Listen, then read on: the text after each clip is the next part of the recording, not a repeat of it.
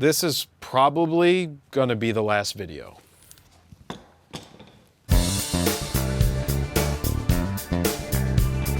Jared Polin, FroKnowsPhoto.com, and this is where FroKnowsPhoto began. We're actually standing in my bedroom right now that is empty because it's time to say goodbye to the house where I grew up, the house that my mom basically died in, the house that Lil was at, the house that so many things in my life happened, including starting FroKnowsPhoto.com. FroKnowsPhoto. FroKnowsPhoto. FroKnowsPhoto. FroKnowsPhoto. FroKnowsPhoto. FroKnowsPhoto. So in this video, we're gonna do a walk around this house and kind of take a retrospective look at where a lot of the videos that I made starting FroKnowsPhoto were literally made. Everything from talking to Lil, to making user guide videos, to where I would ship t-shirts from, to my brother's room, which is what I turned into an office, to outside with Kermit the Frog, running around the backyard, and so much more. Some of this may be a walk down memory lane for you guys who have been following for the 16 plus years that I've been making videos, but I just wanted to come here to the house and basically get ready to say goodbye because it's empty, it's been sold, and closing is coming up, and I just wanted to, you know, take a walk down memory lane and see where it all began. Right now in my bedroom, this is where everything began. Now, you might not know this. Before FroKnowsPhoto existed, I was trying to make jaredpolin.com a thing. I had an early Squarespace blog. Yeah, I used Squarespace before FroKnowsPhoto even existed, so it's kind of cool we still have them as a sponsor because back then I was just paying for it and it allowed me to put stuff out into the world. I didn't know what I was doing yet. It was before I had the idea for FroKnowsPhoto, but I was like, you know what? I got something to say. Let me try to say something. And I would make these little videos with a camcorder, an old Canon camcorder that literally you had to plug into the computer, transfer 1-to-1 in terms of time, and I didn't know how to edit on a freaking PC. Like the things barely worked, but I would sit here at my desk doing weird videos like taking my helmet off and seeing my hair pop out. But I kind of failed at jaredpolin.com. And around 2010, I'm like, I'm gonna make a go of this internet thing. I'm gonna make some videos. And the reason I started making videos is I saw somebody else making reviews of cameras, and I was like, yeah, you don't know what you're talking about. And so instead of leaving a dumb comment, which is what people do when they say you suck, they're like, you suck, why do you do that? I was like, I got a camera. I have a Nikon D3S. It lets me shoot for 5 minutes at a clip. I got something to say, why don't I put my money where my mouth is? And I started filming actual videos. And what really helped me was having that original 27-inch iMac. This is not an advertisement at all. It's just, I have a new iMac. I got one of those 27-inch thingies. I didn't know how to edit anything. I would film straight through. If I messed up, I would keep going. Yes. No. Maybe. And I never cut anything out because I didn't know what I was doing. I could put my intro music on, I could put my outro music on, I could hit export, and then it was out into the world. Now, this was my room. My brother had moved out, and I took over his bedroom and made this into my studio. And by studio, I mean it's not exactly like a big room. My desk was over here, the iMac was over here, there was still a bed back here, and you'll notice in a lot of the old videos, I had the iMac box on the bed. I just thought that looked cool in the background. And then when I started selling t-shirts, the t-shirts were on the bed as well. I mean, I started with just the original I Shoot Raw black shirt with the white printing, then I got a red shirt, and then I got a yellow shirt, and I would literally fold the shirts. I would sit here and hand write the envelopes. I didn't print labels, I just did that. Oh, but here, Austin, look at this. Right here, it's fixed now. I cut a hole in the wall between my brother's room and my room, so that I could run cables through the wall to a printer that would automatically print orders. when the orders came in.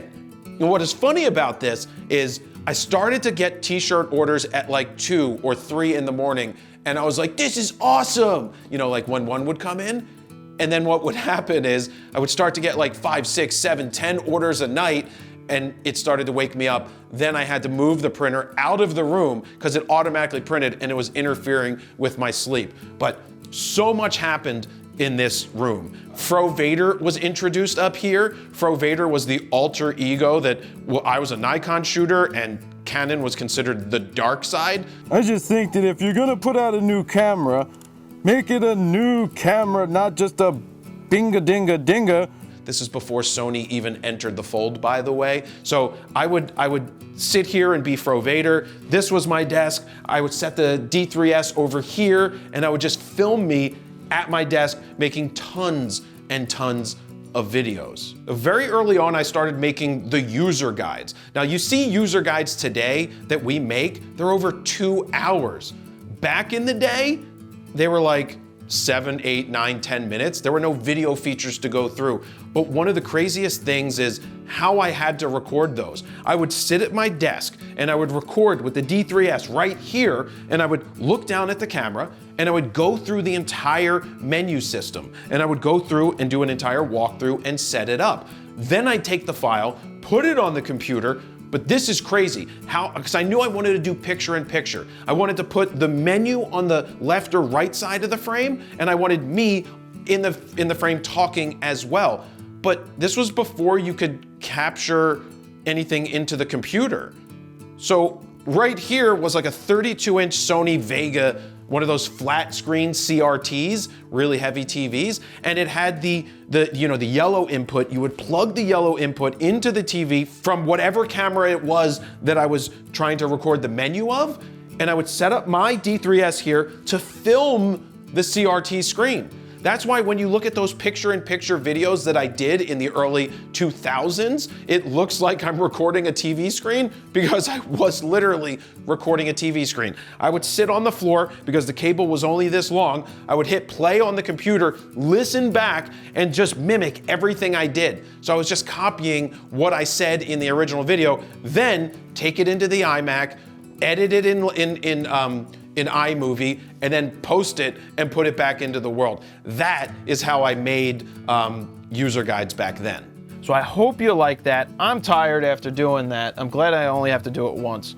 Hopefully, as long as everything recorded. One of the early things that I had an idea to do is I wanted to help people, like the helpline. I wanted people to be able to call and then I could answer their questions. So originally I thought I would give out my cell phone number. And then I was like, well, that's kind of risky, and I probably don't want to do that. So I was like, well, Skype. I don't crop. I crop in the camera or whatever. Exactly. Yes, I learned that from you, actually. Why don't I put out my Skype handle and tell people that the Skype line, the Skype helpline, is open 24/7. And if I'm sitting at my desk and you call from anywhere in the world, I'm gonna answer and help you out. Where are you located?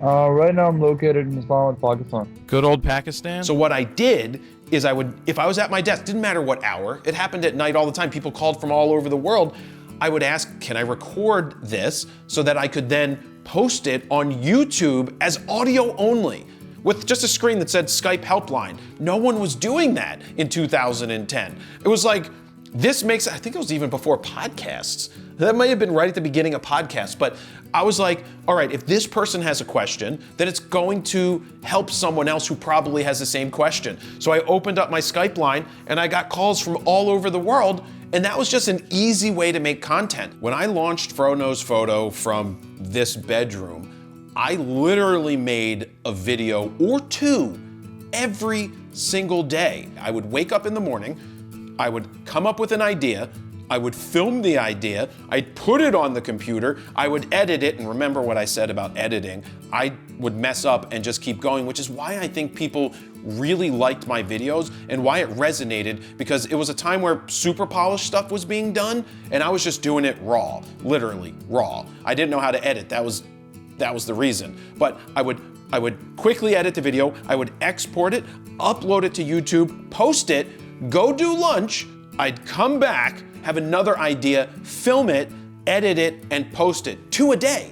And then I would spend the evening answering all the comments that came in. But I would also take the comments and turn them into videos. When someone would say, "How did you edit this?" I'd be like, "Well, I'm gonna make a video about that." And I figured if someone had a question, one person had a question, there might be 100 other people that might have the same exact question. So that was my mentality. Make a new video. You have an idea, make it. A question comes in, make a video about it to answer it because someone else probably has the same question.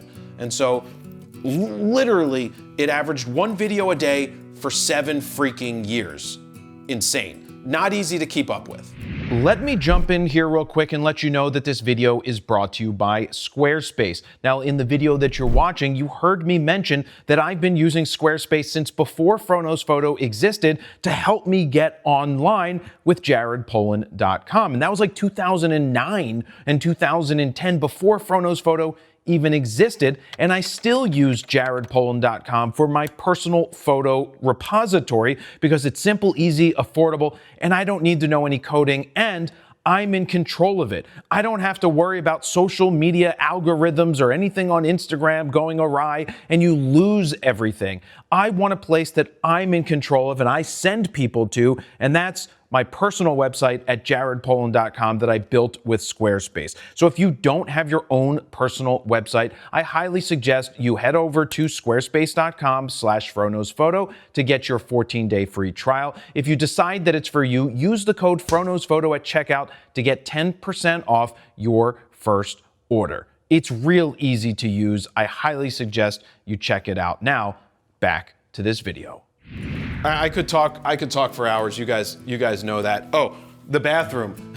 You probably can't get a lot of good shots in here. This isn't what the bathroom looked like when I was filming in here, but I actually made the shittiest review ever sitting on this toilet. It was for this spinning brush to clean your sensor. What am I giving this out of the Fro picks? 1 Fro pick out of 5. 1 stinking Fro pick. It was the worst piece of garbage ever. And so that's why I was like, well, this is a shitty review. I'm gonna do it sitting on the toilet.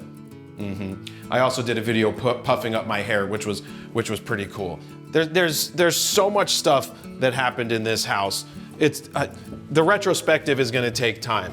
And now that it's empty, I don't know. It's tough thinking about not being able to come back here. Not that I come back here very often, well, you know, while my dad owned it, but it's so much more reflective without carpets. We used to have carpets everywhere. I made a lot of videos sitting right here. Early videos, I didn't even have a microphone, but I learned really quick how important it was to have good audio. My videos could look like anything, but if they sounded like shit, I knew that I wouldn't want to watch them if they sounded bad. So I quickly got a Sony microphone pack, didn't know how to set gain or levels, and that's why they're always peaking back in the day. I'm Fro Vader, so I love it. But it still sounded better than 99% of the stuff that was out in the world. I used to make a lot of videos just sitting there, whether they were basic aperture videos or just me talking. So you'll notice in a lot of the early videos, or in all of the early videos, there's no B-roll. There was never the sense of, if I say it, show it, which is what we do now. If we say something like a lot of this video, I'm talking and you're seeing B-roll of me sitting on this sofa in 2010 and 2011, because that makes the video more interesting. But I don't do the editing, Austin's editing this one, and it just, it makes a video so much better. But I would sit here and I would have like a stuffed animal sitting next to me. Why? Because I thought weird sold, right? Do something different. Why not? Sniff tests at Alan's camera. It smells like chalk pastels from when I used to take art at the Painter's Nest. Like, weird was I just thought it was a way to resonate with people and just be real and not be the same as everybody else out there. And honestly, I was just doing what I thought was right for me. And a good tip is, don't chase what other people are doing. Don't try to copy what other people are doing. Be you, and you never know where you're gonna end up. So yeah, anyway, a lot of videos were made here. I wanna show you the basement, because one of the most classic videos I ever made was in the basement before FroKnowsPhoto. Careful, Austin, going downstairs. Hello, I'm Jared Polin, and welcome to ProPhoto101.com. Today I want to talk a little bit about,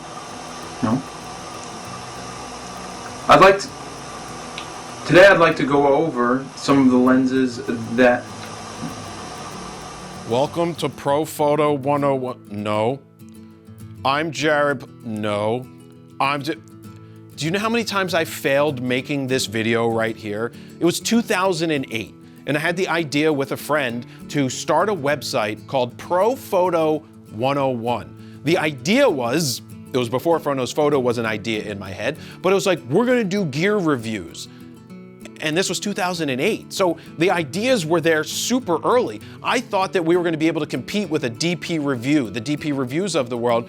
And I was like, all right, let's try it. I set up a table down here. I think I had a really bad white backdrop. You could kind of see stuff happening. No lighting. I set up, it was the camcorder from Canon that I had, and you could hear the tape rolling. That's how loud that thing was.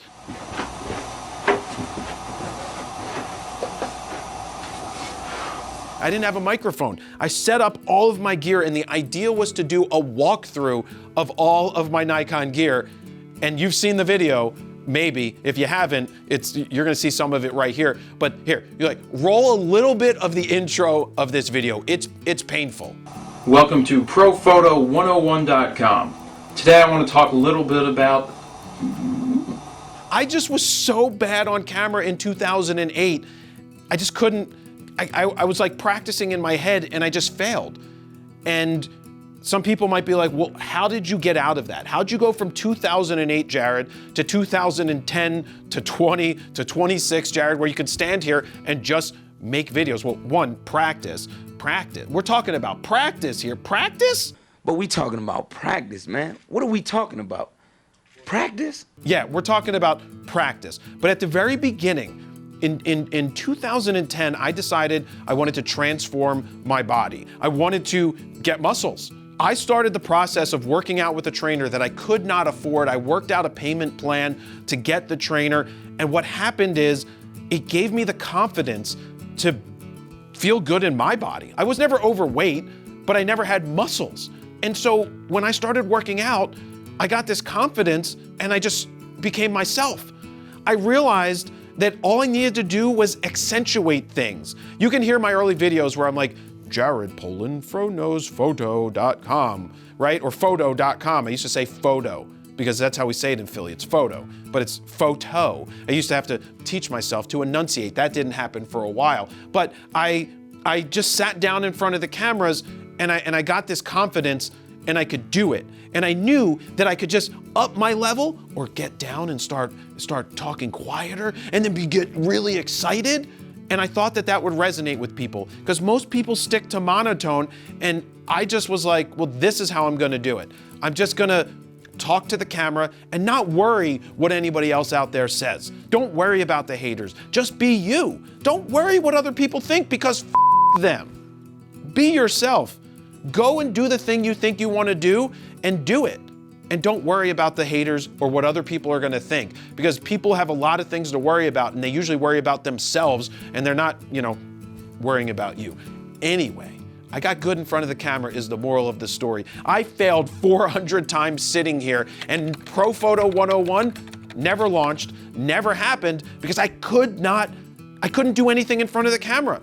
And then when it came to editing, I didn't know what to do. And this lens is the best one for it. And my phone is ringing. Hey, well.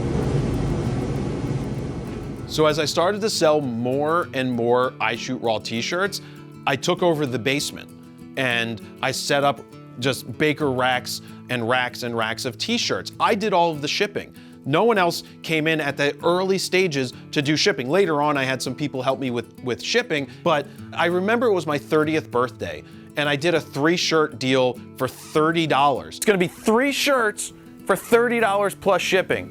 Jesus, I'm 45, that's 15 freaking years ago. That was early on, because I started the site at 29. That's insane. So I did a $30, 3-shirt, $30 sale. Was I gonna make a lot of money? No, but I got a lot of shirts out into the world. And what we did is I had like 150 or 200 orders come in. I printed out all of the orders. My dad came to the basement. He would read down the list of what someone ordered. I would throw the t-shirts at him. We would pile them up. Then I had to fold them, pack them, label them, and ship them. But back in the day, man, we did all those t-shirts down here. I did t-shirt releases down here. It was just where I came to do all the shipping. I did this all out of the house. I did it all out of here. It's crazy to think about. Follow me to the kitchen because something major happened in the kitchen. I mean, a lot of major stuff happened in the kitchen, but in here, right here, is where you may remember the Cooking with Jared video. Welcome into my kitchen. I am Jared Polin, and today we will be making Jared's world famous chicken nuggets. Yep, I had a Wanker t-shirt on, and I made a video cooking. Why did I make that video? Because a friend of mine who I wanted to edit my videos was like, you need to learn how to shoot and edit your own stuff. So the challenge was to make a Cooking with Jared video. I set up the basic camcorder, I came in here, I made my chicken video, I changed different angles, and I went into iMovie myself and I edited for the first time. I made a complete video. And I realized right then and there, I don't want to edit video because editing absolutely sucks. But I did it, I figured it out. This was before FroKnowsPhoto started, and I could do it. But yeah, Cooking with Jared right here with my Wanker t-shirt. That was chicken frying. That was a pretty impressive thing. Here, rotate around here, Austin. When we had the kitchen table here, we also got to see an early video with Lil. Lil sitting with me for no reason other than I was going over my Nikon gear. Remember how I was in the basement failing going over my Nikon gear? Well, I wasn't failing up here. You can also hear how bad that audio is. You like memory cards, Lil? Wonder how many memory cards it would take to store those 99 years of memories, right? Yes. Yeah, that was before I got a microphone, so I used to project, and I still project now. But look, Lil sitting there looks like a tiny little peanut, but that video has almost 1 million views after 16 plus years of me just talking about what's in my Nikon bag. Pretty insane. I also can't come into the kitchen and not think about the photos I ended up taking of my mom. It was a couple weeks before she passed away. Some are color, but most are black and white, where she's sitting at the table. I have my D3S and my 14-24, and I'm back here, and I get that wide shot of her sitting, and it's like that basically closing shot. She's sitting here, wrapped up in a blanket, unable to get warm, and this is where I documented a lot of what happened with my mom. And I remembered specifically after that photo, we had a conversation where she didn't really want me to take the photos, and I said, you have to take the good with the bad. You have to do both. You have to take the photos regardless of being happy or sad. You have to document. And my thing, I was hiding behind the damn camera. I hid my emotions away for years. I don't know if I've ever let the emotions out really from losing my mom, but I hid behind the camera. The camera was my shield. But I was here, I documented, I have those images, and they happened here. But not being able to come back here, that's what hits you when you realize that you're home where so much happened that you're not gonna come back. I mean, I'm sure I could knock on the door when the new people are here, maybe come back some point and take a walk around, but it's just one of those, it's one of those things. When the finalization, the final realization that it's like, it's over, it's not your place anymore, where you grew up from like 7, 8 years old on till I was 31 when I moved out, and all of the stuff that happened here, just growing up, starting, being a photographer, trying to find my way in the world and failing at that for a long time, starting FroKnowsPhoto here, before that, losing my mom in the house. They're memories. They're things that just happen. And I mean, everybody knows this. It's life. I'm not the first person to go through life. Everybody's gone through this, and I'll always have the pictures. You always have the videos. There's a lot of videos that were made here. I don't know, 1,000+ videos, so.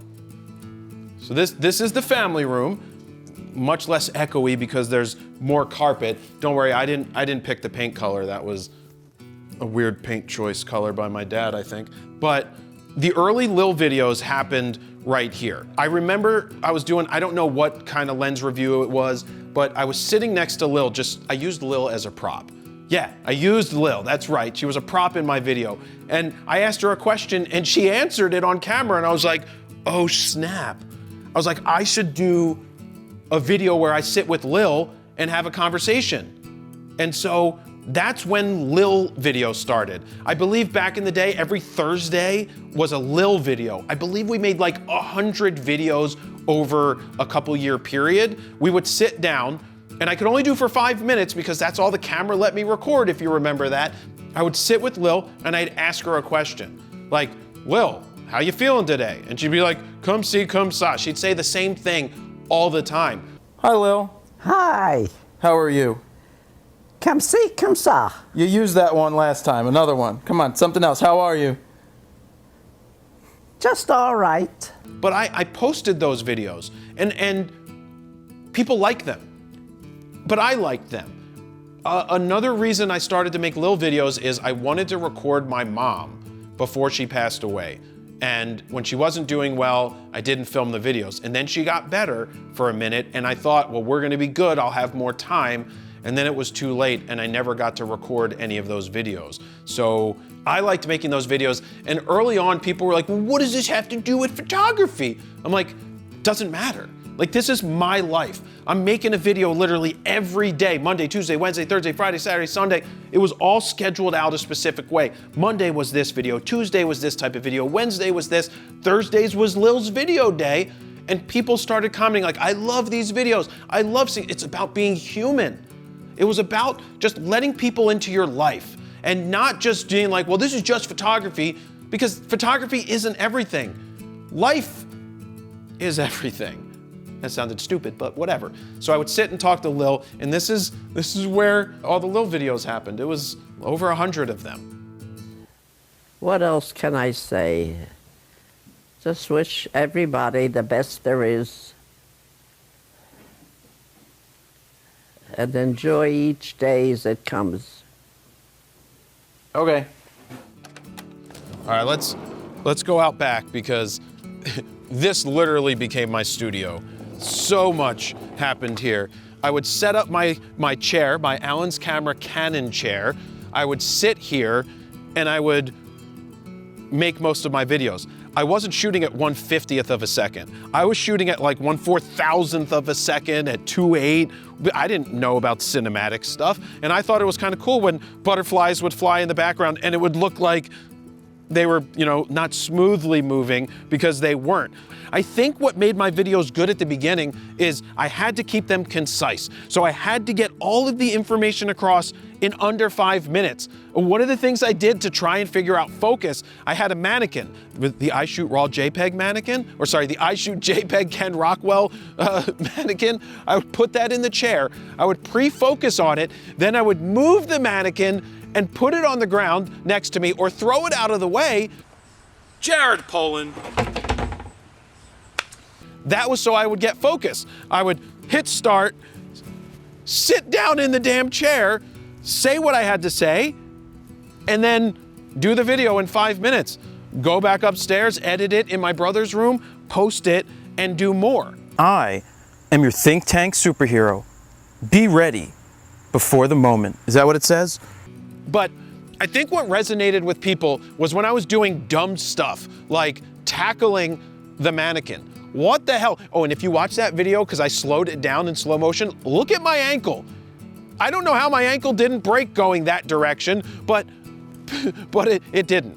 And I did weird stuff. I would come out into the backyard. I would run around with the Star Wars figures. I would sit right here on the ground and I set up all my He-Man toys to test like, what was it, like a 40mm macro Nikon lens or something? I tested it right here.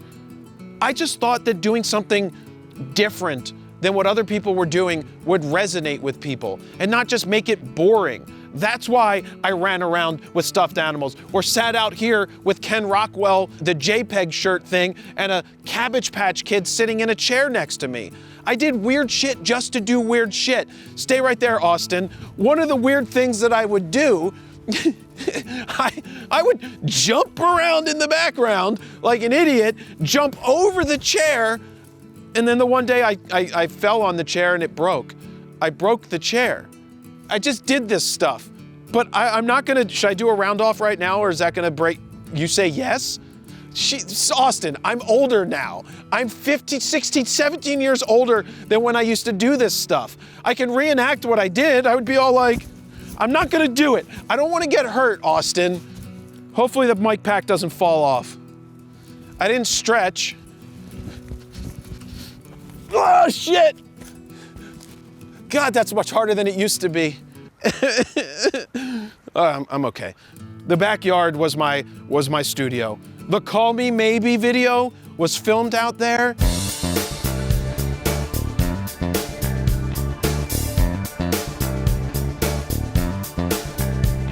That's right. If you haven't seen that, I highly suggest you check it out. But I would walk around this backyard looking for different angles to shoot at. And this was it. This is where I made my videos. Whether it's climbing the tree, releasing a new t-shirt, doing the catwalk video I did to release I Shoot Raw shirts. It was just ideas, just do it. I just freaking did it. This stump over here is a famous stump though. This tree used to be here, obviously. Look at the size of this freaking stump. This might look familiar to you because a super early video that I tried was, why do you use a lens hood?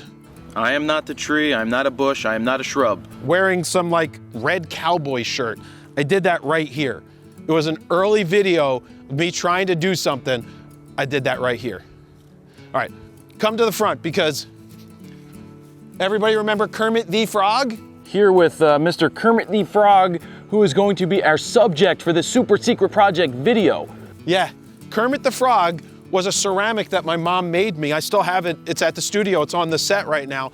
I used Kermit the Frog as a way to demonstrate aperture and depth and stuff. And that happened right here. Right here, Austin. Like right here is where I laid in the grass, got down low, set up Kermit the Frog, and used him as just like my subject to teach people. Like people driving by, I mean, I know my dad would sit in the house and be like, what the f is he doing, right? Like, we're talking like, I'm on the internet in 2010 making YouTube videos. People didn't do that yet. They just didn't. And I could only imagine the neighbors, people driving by, seeing me run around, jumping around in the backyard, being like, what the hell is this guy doing? Well, look at me now. I'm rich, bitch. That's right. Over here, this is also where a ton of videos were made with Lil. It wasn't just inside. We would sit here with Lil in the sun on this bench. That's why this bench is all like rickety. But oh no, Lil had the chair. Lil had a chair right here. Whoop, whoop, whoop, whoop, whoop. So Lil would come outside every day and do her crossword puzzles. We would buy her crossword puzzles and seek and finds, and she had her routines for like 20 years. It was the same routine every day. But we'd sit here and be like, what's going on today, Lil? Nothing. Oh, how do you feel? Comme ci, comme ça. But memories. So the super secret project was a idea I had to take a Nikon D3000, really crappy camera, but good enough for what it was, with a 35 1.8 kit lens, and show people super early on in 2010 that it's not the gear, it's what you do with it. You too can get great pictures with a D3000 or any other lower end camera. And so the super secret project, I don't think this tree was here. I think this tree accidentally decided to grow itself randomly from a sapling, and now it's a big ass freaking tree. It would have been better if I was like, this is the tree I planted when my mother died. It's not, we didn't plant a tree. I don't think we planted a tree. Anyway, the super secret project happened here. That's a video where I'm jumping around and jump over the chair. Man, if you notice how bad were the jeans I was wearing, I had no fashion style. I mean, look at me now. I have no fashion style because I don't care. I don't care about fashion style. But the super secret project was the type of video that I thought would just work. See, I didn't ask people what they wanted to see. I gave people what I wanted to make. And I think a lot of people run into the problem of asking people what they want instead of you delivering what you know you want to deliver. I think I also did a backlight video right here. On a day like today, there might have been a backlight video. I don't know if Kermit was in that one or not. But anyway, back to the super secret project. It was a recurring series. I, in essence, was vlogging in an era where vlogging didn't exist because I was making a video every single day for over 7 years. It must be mating season or something for the birds. I just did. And people were coming back day in and day out to watch. And I would like be upset if I was late to get a video up. It rarely happened. I would be like, it's almost midnight. I didn't get my video out. I gotta get it out. Every damn day. I was so regimented. And I think that's part of the reason I had success is I didn't give up and I just kept going. And I had nothing else. I literally had nothing else to do. I mean, this is what I did. This is what I did. I don't know why I did it. I was just like, make videos, put them on the internet. And I thought having 900 views at the beginning was great. You know, it was like 200 views, 300 views, 900 views, 20 comments, I got emails for every single comment that came in. I had to turn off notifications and emails, but I just kept at it. I would come into the backyard, make videos, go drive somewhere, make videos, and it just evolves. And you followed the evolution. You got to see me go from the backyard to then moving into Philly, into that first loft, to then buying my first property and then adding 4 more. That's for Steven because he hates when I say that. But I've come a long way, a really long way. And it all started here. It all started in the house. This is where I grew up. I didn't think my dad would sell the house anytime, but of course, at some point, you'd have to sell the house. And now it's just going to be memories, photos, and all the things that happened here. But without this, without my mom, without my dad, I don't end up where I am today. With them instilling the work ethic, the dance to the beat of your own drum, if you have a question, ask it. If you want something or you want to get access to something, you ask. Because what's the worst that someone could say? They could say no. But what happens if they say yes? So all of those mentalities were pushed into us, my brother and I, when I say us. And that's what's made us successful. Just a work ethic. I just worked my freaking ass off. Would I want to do it again? Probably not. I probably wouldn't want to do that building process, but I already did it. And I love working. I love creating. I love doing this stuff. That's why I continue to do it. But coming back here to say basically goodbye to the house, and it's just, it's an ending chapter. It's a closing time. You're not allowed to play supersonic. I don't want to get a content strike, but this is my childhood house. This is where it all began. If it wasn't for my parents being able to get us here in the late 80s, I don't know what would have happened. But I'm thankful for what we had. I'm glad that I had the freedom to do what I needed to do. I mean, the truth is my dad sat there and was like, I don't know what to do to help you. I can't figure it out. And thankfully I was able to just figure it out on my own. And you know, going from him sitting there, probably being like, what the hell's he doing in the backyard, to seeing the checks come rolling in, to seeing what I've built now, obviously he's very proud, and my mom would have been extremely proud too. But she wanted to learn photography. I got her a camera, and I didn't do enough to help her learn. I was like, I'm too busy, I can't do this, I can't do that. And I didn't help her enough. And that's something that I tell people, I don't do regrets, right? It's just, you can't change the past. You can only hope to influence the future of what you do and learn from it. But that's the one thing I wish I could change. But what I do know is that I didn't help her, but I turned that into helping tens of thousands, hundreds of thousands, now millions of people around the world find their creativity and find photography and find a career or find a way to make some extra money or just get great photos of their kids as they're growing up, or just give, you know, veterans something to look forward to when they pick up a camera and to help them get out of the stupor that they're in. So I owe that. I mean, I owe you guys a lot of stuff, a lot of thanks. I also, you know, I owe my parents a lot of thanks, and I owe the house a lot of thanks. But if I'm gonna go inside, say goodbye, but I'll sign off from the backyard, I guess, for the last time. Jared Polin, FroKnowsPhoto.com. See ya.